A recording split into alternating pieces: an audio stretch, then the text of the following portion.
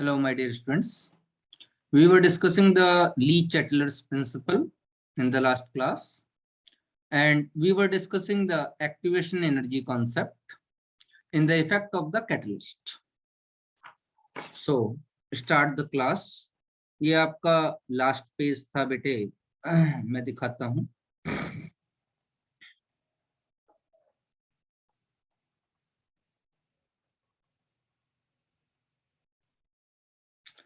Effect of addition of catalyst. मैंने आपको बताया था the catalyst may be positive और मे बी निगेटिव, और ये रेट ऑफ रिएक्शन को अल्टर करता है. Helps to maintain the equilibria faster. जितनी जल्दी हो सके इक्विलिब्रियम स्टेट में रिएक्शन पहुंच जाए, रिएक्शन कंप्लीट हो जाए. और ये प्रोडक्ट फॉर्मेशन में, जल्दी प्रोडक्ट फॉर्मेशन में हेल्प करता है. किसी भी रिएक्शन की परसेंटेज यील्ड को चेंज नहीं कर सकता. चलिए बातचीत करते हैं क्या करता है. देखो, दो कर्व बना रहा हूं, इन दोनों कर्व को ध्यान से देखिए.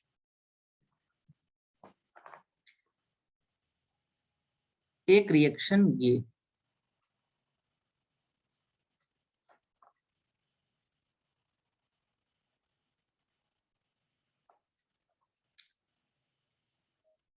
और यहां रिएक्टेंट है,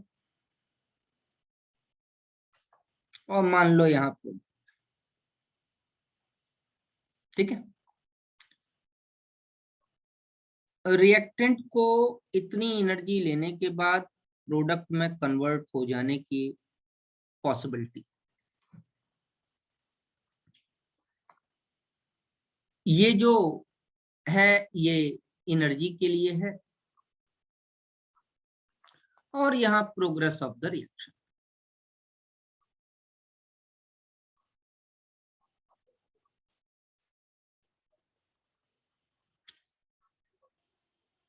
इस एक्सिस पर प्रोग्रेस ऑफ रिएक्शन दिखाई देती. जरा इस कर्व को ध्यान से देखिए. इस कर्व में यहां से लेके यहां तक की जो एनर्जी आई, ये वाला जो पॉइंट आया,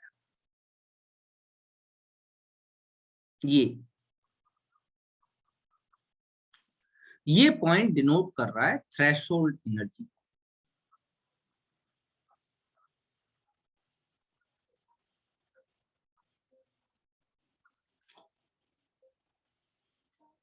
That minimum energy which must be required by every of the reactant to convert into the product. लेकिन जरूरी तो है नहीं कि रिएक्टेंट बिल्कुल नीचे हो, उसके पास कोई एनर्जी ना. रिएक्टेंट तो कहीं भी हो सकता. मेरे कहने का ये मतलब है, रिएक्टेंट आपका यहाँ पे भी हो सकता, रिएक्टेंट आपका यहाँ पे भी हो सकता, और रिएक्टेंट आपका यहाँ पे भी हो सकता, कहीं भी हो सकता. चलो मैंने रिएक्टेंट यहां मान, अगर मैंने रिएक्टेंट यहां मान रखा है, तो फिर भी जीरो रिएक्शन, रिएक्टेंट की एनर्जी कोई जीरो तो है, रिएक्टेंट की थोड़ी बहुत एनर्जी तो है. ये रिएक्टेंट की एनर्जी, ये एनर्जी ऑफ द रिएक्टेंट. तो एनर्जी ऑफ द रिएक्टेंट और थ्रेशोल्ड एनर्जी के बीच का जो डिफरेंस है, that part is known as activation energy.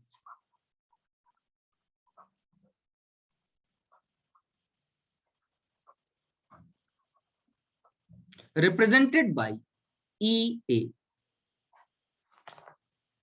Threshold या वर्क फंक्शन, मैं मान लेता हूं कि किसी का थ्रेशोल्ड या W0 100 था, एनर्जी ऑफ रिएक्टेंट 20 थी, तो एक्टिवेशन एनर्जी उसकी हो जाएगी 80. चलो मैं किलोजूल मान लेता हूं. तो 80 किलोजूल की एनर्जी रिएक्टेंट को देनी पड़ेगी, जिससे कि वो प्रोडक्ट में कन्वर्ट हो सके. अच्छा, ऐसा क्यों? ऐसा इसलिए क्योंकि ये जो प्रोडक्ट है ये हायर एनर्जी स्टेट में है, और ये एंडोथर्मिक रिएक्शन का कर्व है. अच्छा, अगर मैं इसी एंडोथर्मिक रिएक्शन के कर्व में कैटलिस्ट डाल तो क्या हो? चलिए बनाते हैं एक और कर्व।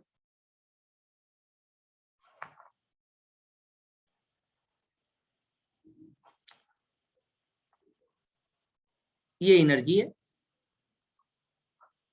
इस एक्सिस पर, और इस एक्सिस पर प्रोग्रेस ऑफ रिएक्शन, रिएक्शन की प्रोग्रेस। ये हमने रिएक्टेंट माना है और ये हमने प्रोडक्ट। और ये जो कर्व मैं दिखा रहा हूं डॉटेड लाइन से, ये कर्व पर यहां पर हमने थ्रेशोल्ड एनर्जी मानी थी, और ये डॉटेड लाइन वाला कर्व तब है जब एब्सेंस है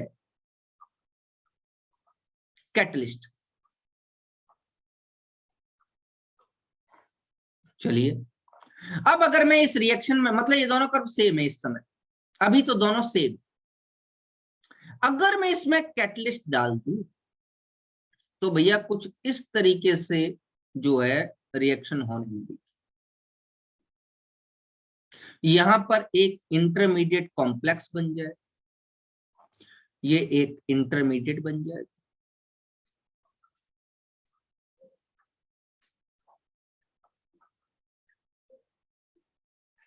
कॉम्प्लेक्स, जो कि डायरेक्टली प्रोडक्ट में कन्वर्ट होना शुरू। कहने का मतलब जो सॉलिड लाइन है, ये सॉलिड लाइन रिप्रेजेंट कर रही है presence of catalyst, presence of catalyst. तो कैटलिस्ट ने क्या काम किया? 10 catalyst changes the path of the reaction। और मैं ये मान के चल रहा हूं कि कैटलिस्ट पॉजिटिव। अगर रिएक्शन के पाथ को चेंज किया तो अब थ्रेशोल्ड भी डिक्रीज हो गई और एक्टिवेशन भी डिक्रीज हो गई। क्यों? अब तो इतनी एनर्जी मिल जाए तो ही प्रोडक्ट बन जाएगा, नहीं बन जाएगा। तो पहले एक्टिवेशन एनर्जी ये ज्यादा थी, और अब जो रिएक्टेंट को कितनी एनर्जी मिले, इतनी एनर्जी और मिल जाए। तो ये वाली जो एनर्जी है ये ई ए डैश मान, तो E A dash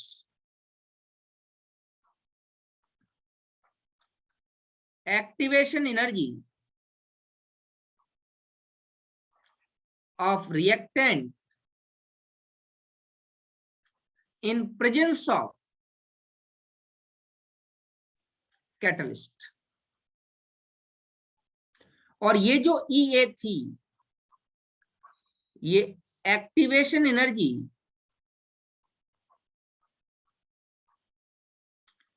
in absence of catalyst.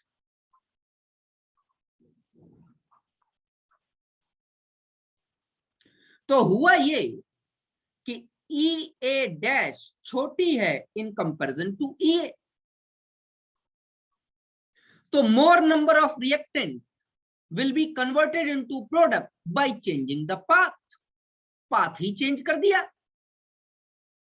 मैं ये कहना चाहता हूं कि आप बस से जा रहे थे एक जगह पर, आपने पाथ चेंज किया और आप किसी फ्लाइट से जा रहे, बस से जा रहे थे, बाई रोड जा रहे थे, 10 घंटे 12 घंटे 15 घंटे लगेंगे।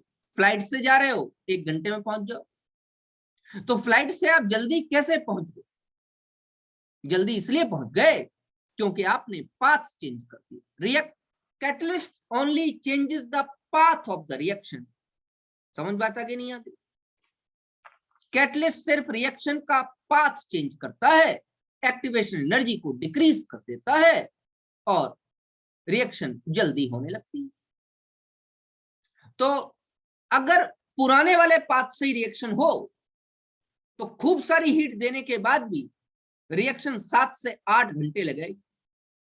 लेकिन अगर नए पाथ, कैटलिस्ट वाले पाथ से रिएक्शन हो जाए तो रिएक्शन 2 घंटे में ही हो जाए। तो कैटलिस्ट का सिर्फ इतना काम है कि इक्विलिब्रिया को जल्दी मेंटेन कर दे। कैटलिस्ट कभी भी किसी रिएक्शन की यील्ड को अल्टर नहीं करता, परसेंटेज यील्ड उतनी ही रहती। 47% पे परफेक्ट इक्विलिब्रिया डेवलप हो रहा है तो होगा। 47% से कभी भी 48% भी कैटलिस्ट नहीं करेगा यील्ड। यील्ड तो चेंज कोई भी चीज नहीं कर सकती, हर एक रिएक्शन की यील्ड फिक्स, यील्ड चेंज नहीं हो सकती। आप प्रोडक्शन बढ़ा सकते हैं कंपनी का, you cannot change the yield of the process. Process की यील्ड चेंज नहीं होती कभी भी, ये ध्यान रखिएगा। तो ये बड़ा इंपॉर्टेंट पार्ट था, the effect of change, effect of adding catalyst. अच्छा, एक पार्ट और है, वो भी देखिए, that is also very important for the competition. JEE NEET ने कैटलिस्ट और ये नए एडिशन ऑफ इनर्ट गैस, इनके बारे में कई बार क्वेश्चन किया। Effect of addition of inert gas, इसमें 2-3 बातें सुननी है। पहली बात तो इनर्ट गैस कौन सी, तो आप कहोगे helium, neon, argon, krypton, xenon, सारी इनर्ट गैस तो है सर। हाँ है। और कोई भी इनर्ट गैस है? हाँ है। वो सारी गैसें जो उस रिएक्शन पर, उस टेम्परेचर पर रिएक्ट न करती हो, इनर्ट गैस। जैसे मैंने कहा नाइट्रोजन 427 डिग्री सेंटीग्रेड पर तो ब्रेक डाउन होती। तो अगर कोई रिएक्शन 100 डिग्री 200 डिग्री सेंटीग्रेड पे हो रही है तो नाइट्रोजन उसके लिए इनर्ट गैस हो जाएगी, क्योंकि नाइट्रोजन रिएक्ट ही नहीं करता। तो the gas which does not react at those temperatures is known as inert gas. वो सारी की सारी गैसेस इनर्ट गैस। इसके अंदर बात यह है कि 2 केसेस हैं, दोनों केसेस ध्यान से समझिए। पहला केस है एट कांस्टेंट वॉल्यूम। अगर वॉल्यूम कांस्टेंट है तो इनर्ट गैस के एडिशन का कोई इफेक्ट नहीं, no effect on addition of inert gas, क्योंकि वॉल्यूम कांस्टेंट है। अच्छा, अगर कांस्टेंट प्रेशर कर दें तो एट कांस्टेंट प्रेशर, इसका मतलब प्रेशर कांस्टेंट। चलिए, तो वॉल्यूम में तो चेंज आ सकता है, प्रेशर अगर कांस्टेंट रखना है तो बिल्कुल आ सकता है। तो क्या करेंगे बेटा, वॉल्यूम के लिए नंबर ऑफ मोल्स निकालिए। अगर डेल्टा एन जी 0 आता है तो नो चेंज, जैसे H2+I2 गिव्स 2HI में आया था, तब एडिशन ऑफ इनर्ट गैस का कोई चेंज नहीं। अगर डेल्टा एन जी क्या होता है? Number of gases moles of product minus number of gases moles of reactant, positive आता है तो equilibria shifts towards forward direction. Equilibria shifts, equilibria shifts towards forward direction.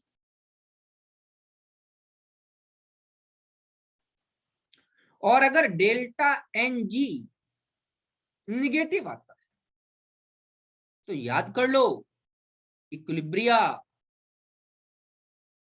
Shifts towards backward direction.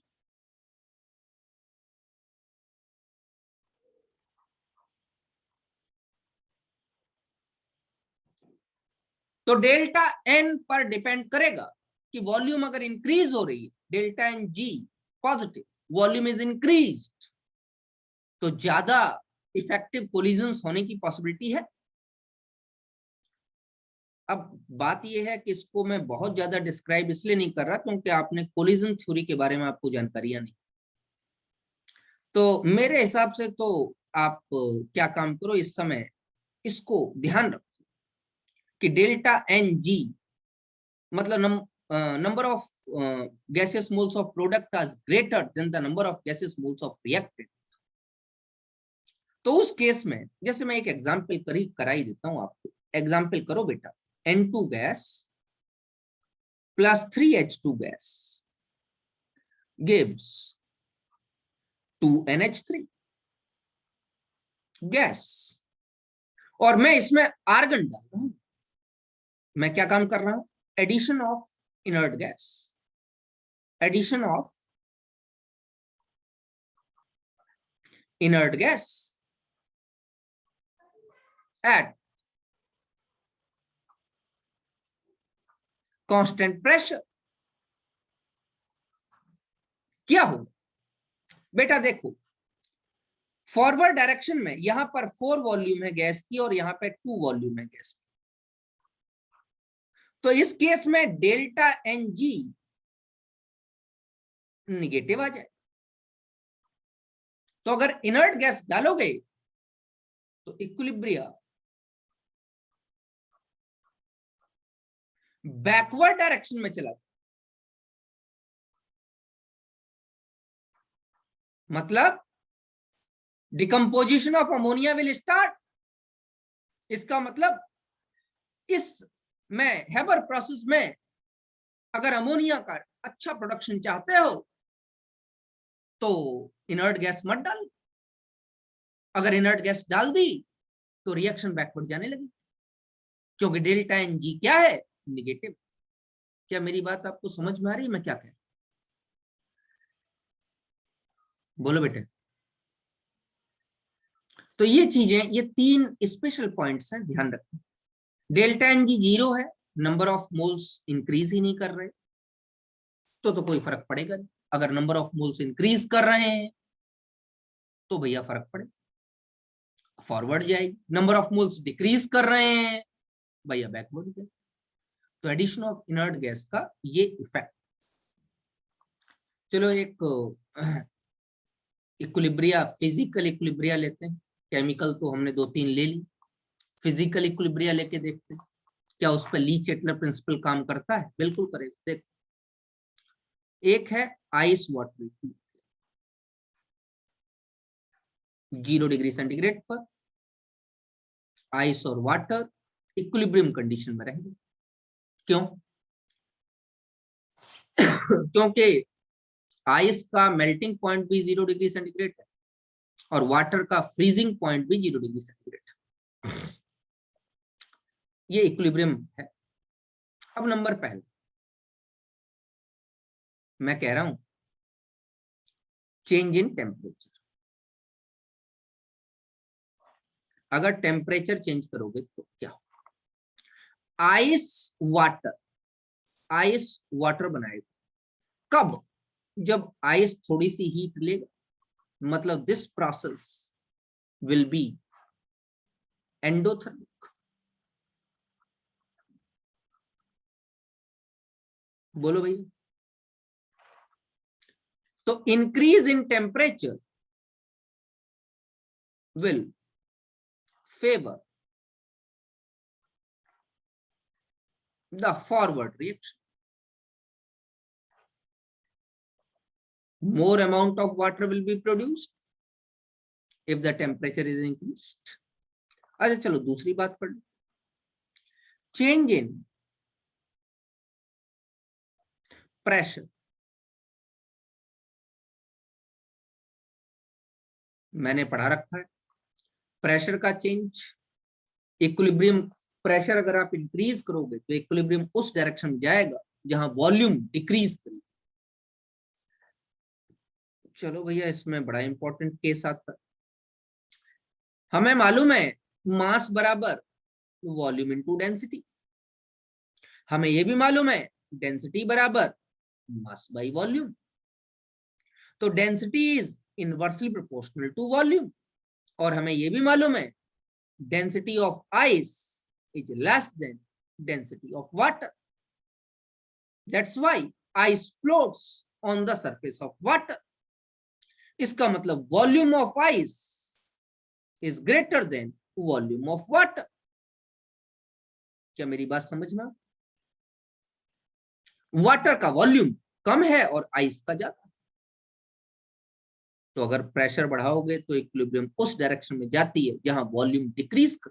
तो volume कहां decrease कर रही है? In the formation of water. तो क्या लिखेंगे?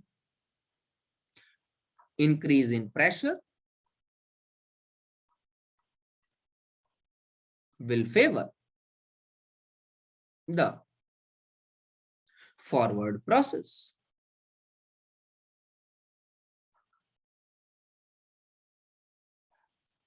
प्रेशर का जो इंक्रीज होता है वो फॉरवर्ड प्रोसेस को फेवर करता है।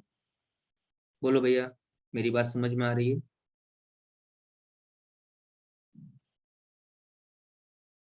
क्लियर? कोई प्रॉब्लम बेटे? ये आपका आज मैंने केमिकल इक्विलिब्रिया वाला पार्ट खत्म हो गया। अब हम लोगों का नेक्स्ट चलेगा बेटा आयनिक इक्विलिब्रिया। ठीक है?